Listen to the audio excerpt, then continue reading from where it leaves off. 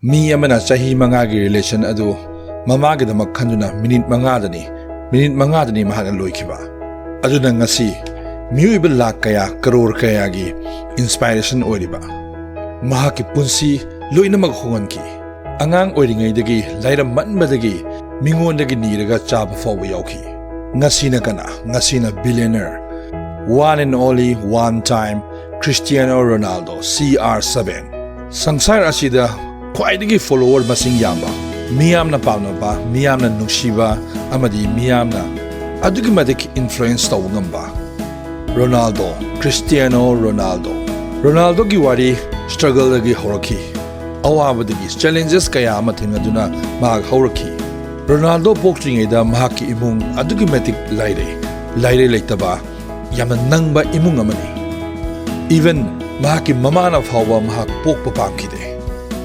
yumda paisa amata su leiramde mahaki father na pura alcoholic ni yurai churaga yu khata thaaga leiba misak ni mahangna sahi 13 surakpa matamda mayum amadi mamanaba thadoktuna 900 km lapa mafamda football academy changmatarami paisa su amata leite aduga mamanaba su amata leite academy dani mahak nungdang chara kaya maheduna tumbasu yauki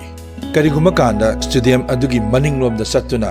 migi aremba adu niduna chabasu yauki school kaba matamna school dana mahaki accent adu khajitang soi haduna miyamna mahakku nonglaki matamduda even football academy adu fawa mahak thadoklage haiba khanki aduga chahita manga surappu matamda big challenges heart disease doctor na fawa mahaki surgery tausi haiduna haiki kariguma surgery tawramnabadi matamduda mahaki career adu loirambasu yai adubo Ronaldo na thengnadiba pumba matamduda mahak never give up taramde Ronaldo na football gi history da highest scorer best player amadi 100 crore followers sing thousands ki net worth aduga ngasi haujikna billionaire yengbi amuksu mahaki influencer si kayamuk kangi haiganina Coca-Cola gi press conference aduda Coca-Cola adu site thamubadagi Coca-Cola gi market cap adu makhara taraktuna millions ni mangiba mahaki top magundi strong mindset amadi discipline mahangna aikhoi mioiba amadi aikhoi pumbada para amatambi madudi background does not create legends hard work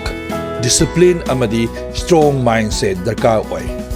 tentak pa Ronaldo gi story asina adongi thamoi nungda kari fawi haibadu makagi comment box ta comment isinbiramo. Thank you. Hats off to Ronaldo. Thank you, everyone.